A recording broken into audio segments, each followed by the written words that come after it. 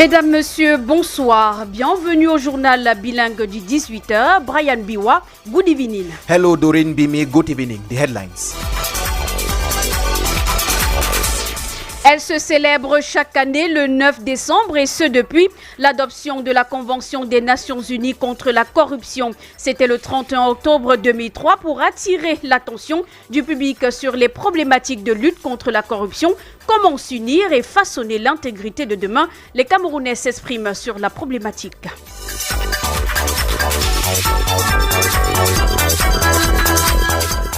The Minister of Commerce has announced a new initiative to boost cassava production and exportation in Cameroon. The initiative aims to diversify crop yields and increase production capacity, according to a recent press release from the Ministry of Commerce. En sport, nous parlerons de la Women's Basketball League 2025. Les champions du Cameroun perdent leur troisième match. Voilà pour le sommaire. Royal Soir, première partie. Doreen Bimi. En ouverture de ce 18h, le président de la République décrète, selon l'article 2025-559 du 9 décembre, le ministre de l'Économie, de la Planification et de l'Aménagement du territoire a signé avec l'Agence française de développement, une convention de près d'un montant de 150 millions d'euros, soit environ 88,4 milliards de francs CFA pour le financement du projet de lutte contre les inondations à Douala et à Yaoundé. Toujours dans l'actualité, dans le contexte marqué par la quête de transparence dans les services publics, le Cameroun se joint ce jour à la communauté internationale pour célébrer la journée internationale de lutte contre la corruption. L'édition 2025 est placée sous le thème « S'unir aux jeunes contre la corruption, façonner l'intégrité de demain ». Les Camerounais exacerbés par le fléau s'ouvrent dans ce reportage sur quelques actes qu'ils considèrent comme néfastes à l'évolution du pays. Annie-Lisette Ambassa. Michel est installé dans une buvette. Il reconnaît que la corruption existe partout à travers le monde. Cependant, au Cameroun, malgré les lois en vigueur, ce fléau persiste. Voici son histoire. J'étais dans un hôpital avec un malade. J'ai acheté tout un carton de remèdes. C'est entré dans le bloc. Avant d'acheter tout ça, il m'avait dit que c'était pour après l'opération. Mais après l'opération, j'étais encore obligé de tout acheter. Je me suis plaint partout chez le chef. Il a dit qu'il ne peut rien. On la voit un peu partout, la corruption au Cameroun. C'est la pensée de Simon, jeune entrepreneur qui s'interroge aussi sur l'impact des rapports de la Commission nationale anticorruption, de même que le travail mené par les autres organismes de lutte contre ce fléau. Si tel est que le mal va grandissant. Nos policiers qui sont en route, tout le monde connaît, qui prennent souvent 500. Et d'ailleurs, parfois, ils mettent des barrières en route. Dès que tu as payé tes 500 ou tes 1000 francs, tu es sûr de passer tout au long de la journée. Ces montants ne partent pas à la trésorerie. Aujourd'hui, on connaît, quand tu vas entrer à l'ENAM, on sait le prix qu'on paye. Quand tu vas entrer dans une école de formation qui peut te trouver un emploi après, on sait ce qu'on paye. Plus grave, selon toujours Simon. Dans les ministères, par exemple, on dit qu'il y a des commissions anticorruption. Mais là-bas, alors, c'est très grave. On ne fait rien sans corrompre. Et quand vous voyez les marchés qui ne se réalisent pas bien ici dehors, c'est parce qu'effectivement, quand les gens gagnent un marché, il faut bien donner la part de ceux qui t'ont signé le marché. Et du coup, tu n'as plus les moyens de bien réaliser le marché. C'est des choses que nous vivons, c'est des choses que nous sommes même victimes au moment où je vous parle. Pour Boniface, l'acte le plus marquant, c'est celui vécu dans le transport routier. Lorsqu'il faut voyager, vous vous retrouvez en train d'être stationné sur place pendant près d'1 heure de temps. Lorsque le chauffeur essaie de durcir, les éléments de la police ou bien gendarmerie ne veulent pas le laisser tant qu'il ne paye pas. Il paye quoi? Alors que ces gens-là ont un salaire. Le conducteur, qu'il soit complet ou pas, il doit payer. Si vous avez oublié la carte et que le policier vous demande 500 pour vous libérer, c'est la corruption. Et je le parle amèrement, ça m'énerve. Sauf que je n'ai pas une possibilité de modifier quoi que ce soit. Des actes de corruption dont le vœu le plus cher de ces citoyens est qu'ils soient éradiqués. La lutte contre la corruption est un défi complexe qui nécessite une approche globale et coordonnée. Et dans son discours d'investiture du 6 novembre 2025 dernier, le président Paul Biya a fait de cette lutte son cheval de bataille, énonçant des mesures. Malgré les réformes prises, la lutte est à parfaire à cause des entraves. Comment barrer la route à ce fléau? Élément de réponse dans ce reportage de Francine Ateba. Classé 140e sur 180, évalué dans l'indice de perception de la corruption en 2024, avec un score de 26 sur 100. La corruption reste un problème majeur au Cameroun. Toutefois, une politique gouvernementale est mise sur pied pour lutter contre ce fléau. Selon le président du réseau camerounais des jeunes leaders pour l'intégrité, l'éthique et la bonne gouvernance, Joseph Emimba Sinzoa, ces avancées sont à saluer. Le Cameroun a multiplié pas mal d'initiatives allant dans le sens de lutter contre la corruption. Nous avons assisté à la création d'organes comme la CONAC, le tribunal criminel spécial, ce qui prouve quand même qu'au sommet de l'État, il existe une volonté affichée de moraliser la vie publique. C'est un pas à saluer. Cependant, des entraves demeurent et nécessitent des actions concrètes selon le président du réseau. Elle continue de ralentir les investissements, elle continue de miner la confiance des citoyens. Les rapports de la CONAC sont certes éloquents, mais les suivis restent malheureusement timides. Le discours politique est fort, mais la mise en œuvre est encore hésitante et sélective. Face à ces situations, des mesures doivent être prises. Il faut rompre avec la logique de l'impunité et instaurer une véritable culture de responsabilité. Les institutions de contrôle doivent réellement être indépendantes. Nous devons renforcer la transparence. Les citoyens ont le droit de savoir comment leurs impôts sont utilisés. C'est un droit absolu. Les marchés publics, les nominations, les budgets doivent être publiés et contrôlés par des organes crédibles. La corruption n'est pas seulement une affaire de loi, c'est une question de mentalité. À cet effet, il faut reconstruire la conscience collective autour de la probité du service public, conclut notre interlocuteur. L'élection régionale des conseillers régionaux du 30 novembre 2025 s'est déroulée sans incident majeur dans les 58 départements du pays. L'avis du président du conseil électoral, le docteur Eno Abraham Egbe, présidait hier déjà à Yaoundé la 6e session de plein droit du dit conseil. Les travaux ont permis d'analyser les défis rencontrés lors de ce scrutin, d'en tirer également les leçons appropriées en vue des prochaines élections législatives et municipales de 2026. Première note de satisfaction, l'engagement actif des partis politiques, des organisations de la société civile, des autorités traditionnelles, des médias, des administrations de l'État et d'autres acteurs clés. Selon le président du conseil électoral que je vous propose d'écouter, l'élection des conseillers régionaux s'est déroulée avec succès. Tout au long de ce processus, nous avons pu constater avec satisfaction l'engagement actif des partis politiques, des organisations de la société civile, des autorités traditionnelles, des médias, des administrations de l'État et d'autres acteurs clés. Je voudrais, au nom de l'ECAM, exprimer notre gratitude à tous les acteurs du processus électoral. Leur implication constitue témoigne de la vitalité de notre démocratie et démontre une fois de plus un engagement collectif en faveur de la transparence, de la paix et de la cohésion nationale. Honorables membres du Conseil électoral, Monsieur le directeur général des élections, Mesdames et Messieurs, bien que l'élection des conseillers régionaux se sont déroulées avec succès, notre quête d'amélioration et de crédibilité est constante. La session d'aujourd'hui est donc une étape importante dans la consolidation des acquis et le renforcement du cadre juridique et réglementaire établi par le législateur camerounais.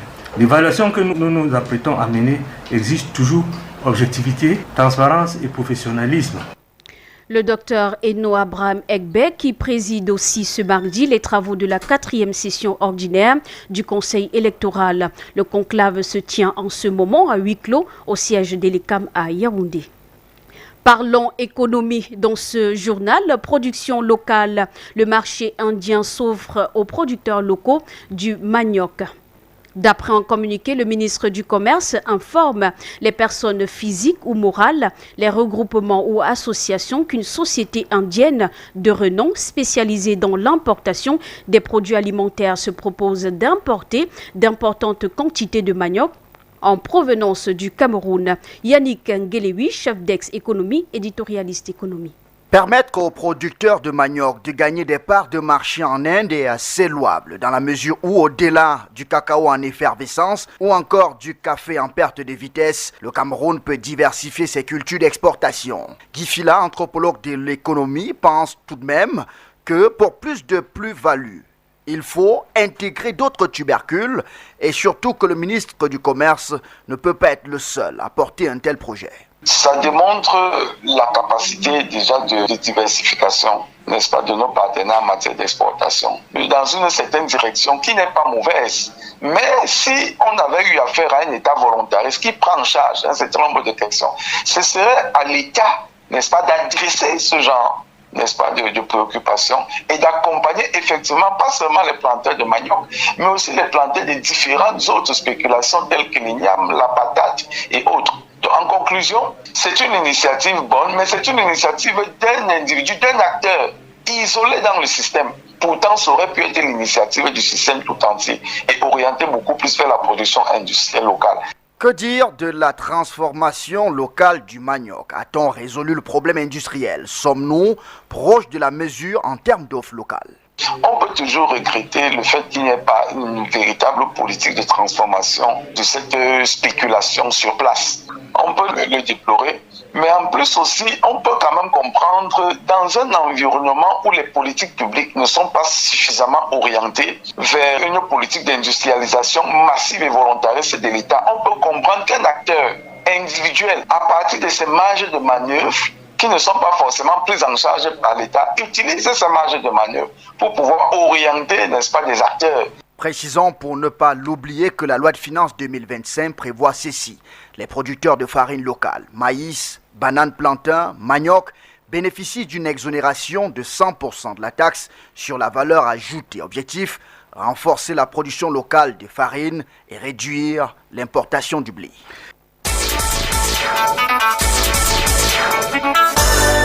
La page internationale. À 18h déjà passé de 12 minutes, Australie, les moins de 16 ans exclus des réseaux sociaux, une première mondiale. Les moins de 16 ans d'Australie sont désormais officiellement interdits d'accès à la plupart des réseaux sociaux, une démarche pionnière au niveau mondial qui vise à protéger la jeunesse des algorithmes addictifs d'Instagram, TikTok ou encore Snapchat. Sans mesures raisonnables prises pour faire respecter la loi, les plateformes concernées risquent des amendes pouvant atteindre 28 millions d'euros en vertu de cette obligation entrée en vigueur, et cela dès demain, mercredi 10 décembre à minuit, heure de Sydney et Canberra. L'application sera scrutée par les autorités de nombreux pays. En sport sans transition, les forces armées et police sont éliminées dès le premier tour de la Women Basketball League 2025. Elles ont perdu ce matin 52 contre 58 face à Firid Bank Basketball au Nigeria. Les championnes du Cameroun perdent leur troisième match, synonyme d'élimination. Avant la rencontre de ce mardi, FAP s'était déjà incliné devant Ferroviaria du Mozambique et le championnat du Kenya. Le tournoi se déroule au Caire, en Égypte. The second part of the news in the English language with Biwa Brian. Today, December 9, Cameroon joins other nations worldwide to commemorate the International Anti-Corruption Day. The theme designated by the United Nations for the 2025 edition is Uniting with Youth Against Corruption, Shaping Tomorrow's Integrity. The day is set aside to raise public awareness for anti-corruption, observed since the passage of the United Nations Convention Against Corruption in October 2003. To that effect, the President of the Anti-Corruption Commission, Reverend Dr. Dieudonné Massy Gams, has previewed a series of activities organized by CONAC from this day till December 12, 2025. The activities to take place in Kribi would include training workshops on administrative procedures, decentralization, the use of artificial intelligence in the fight against corruption, corruption risk mapping, and the implementation of rapid results initiatives. Our reporter Glory Ngange caught up with some Cameroonians who have been highlighting the various forms of corruption being practiced in the society. Details in this report. Corruption is a global concern that affects individuals, institutions, societies, and countries, including Cameroon. Lumumba and Godwill both attempt definitions to the vice. Corruption is the act of giving something to somebody in an exchange of a service. And it's always illegal because we always give financial exchange with someone in order for the person to render us a service. A situation whereby somebody who is in power or who is in authority uses his power or uses authority for personal benefit, for personal gain, to make some profit for himself. Corrupt practices emanate right from homes and gradually becomes a consistent, easy way out of long procedures and delays. Personally, I do it because when I'm, for example, in the house with my siblings and I don't want to dry clean the floor, all I have to do is just to motivate my junior one, maybe 500, 1,000 for him or her to help me dry clean the floor. Cameroonians also attest to the practice, which is more recurrent on roads, orchestrated by officers of law and order. In Cameroon, we see this very often. For instance, when a police officer, instead of checking the papers of a vehicle and ensuring that they are in order, and if they are not in order, he gives an appropriate punishment, decides to rather collect 500 francs and allow a driver to go with a vehicle that is not in good state.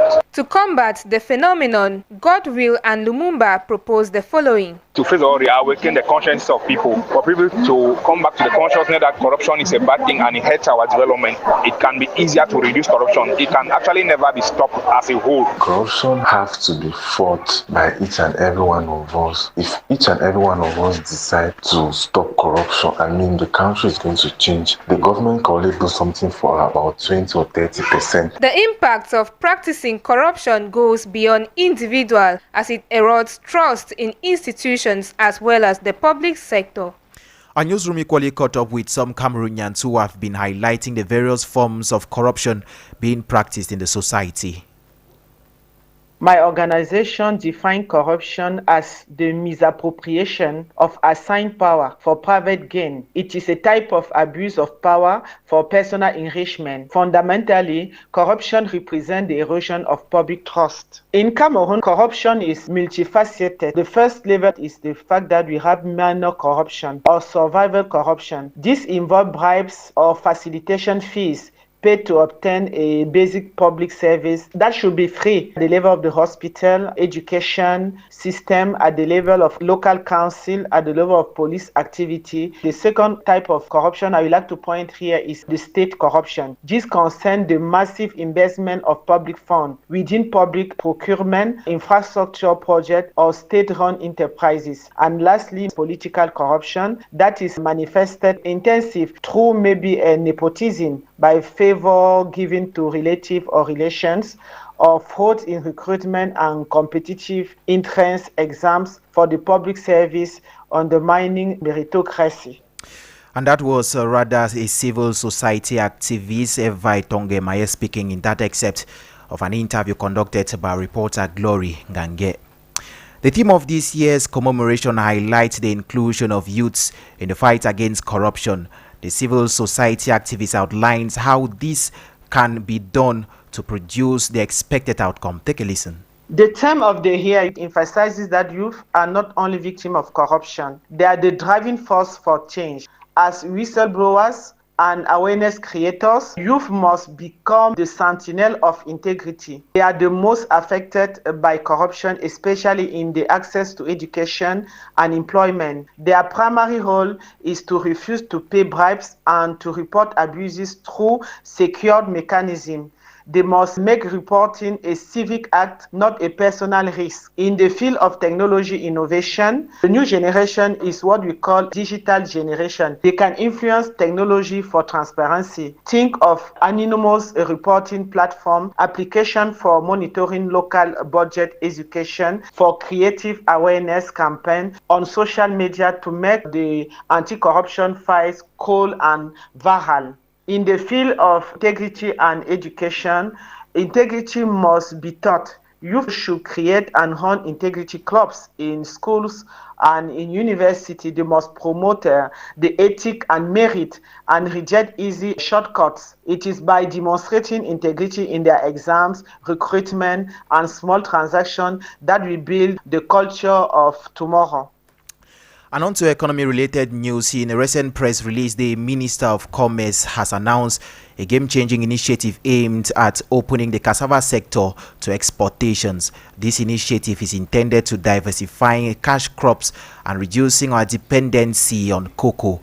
But then what impact will this have on our local production and on the economy at large? Jeffrey Tachum had an exchange with an economist and collected their reaction in this report.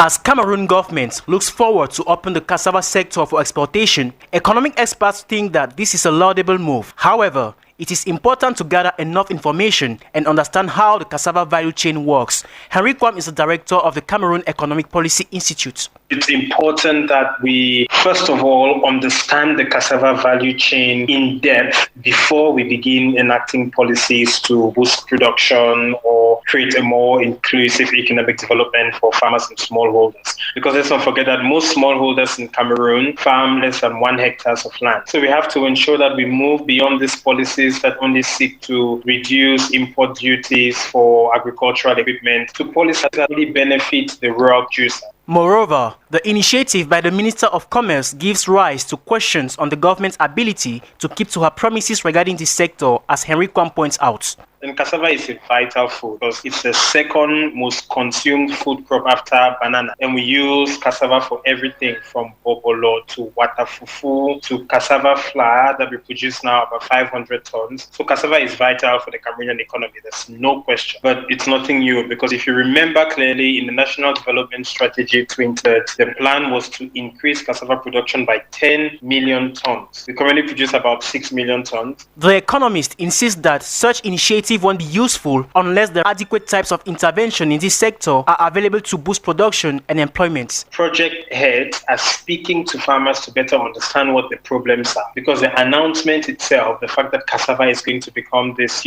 very important sector for Cameroon's economic development, it means nothing if we don't have types of interventions that are needed to boost production, accelerate industrialization and economic transformation, and boost employment. The initiative launched by Commerce under the direction of Luis Magluambaga Atangana seeks to capitalize on cassava's economic potential, but success depends on addressing challenges and ensuring sustainable and inclusive growth. Jeffrey Tachum signing out with a report. And in politics, we are now more than 30 days since the head of state, President Paul Biya, was sworn in as President of the Republic of Cameroon. In his inaugural speech at the Glass House, President Paul Biya made several promises for the next 7-year mandate. A month later, Cameroonians have been holding mixed feelings as they share them in this report signed by Evans William Chubati.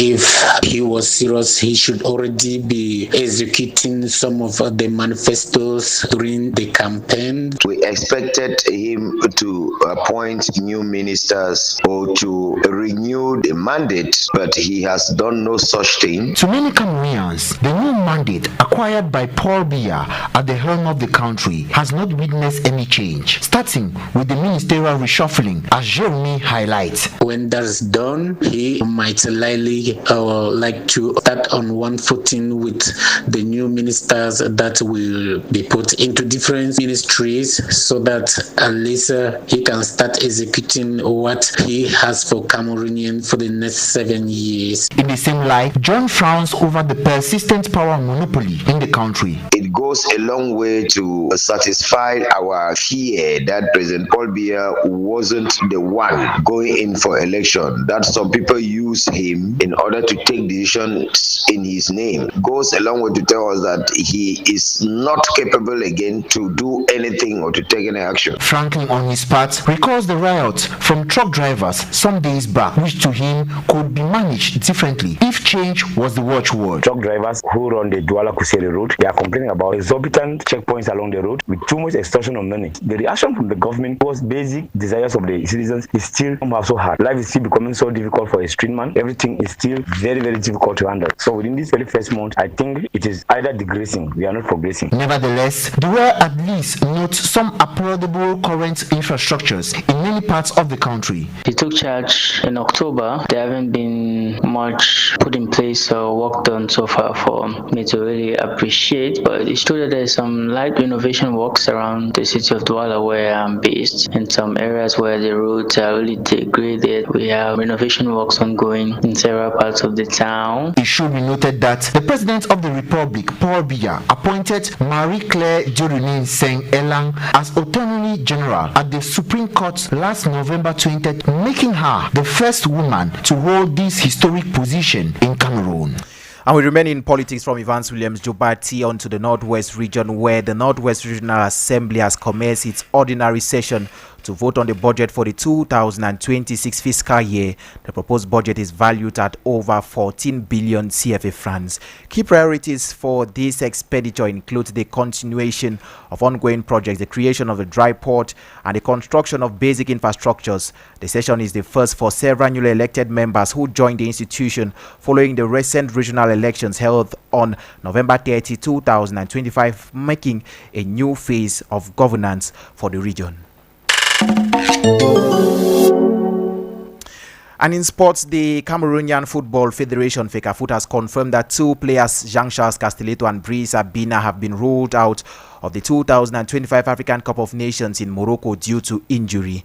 This adds to the earlier absence of Frank Zamboanguissa, who picked up an injury while playing a club side in the Italian Serie A. To compensate for the losses, which includes the central defender Castelletto, Coach Pagu David, the current coach of the Indomitable Lions, has called up two replacements, according to the team press officer. The new additions are Arnold Mael Kandem, a former captain of Renaissance FC of Ngumu, when Pagu David was the head coach, and Che Malone, a defender for USM Algiers. The updated squad is now completing preparations ahead of the continental competition, which is just 12 days away in Morocco.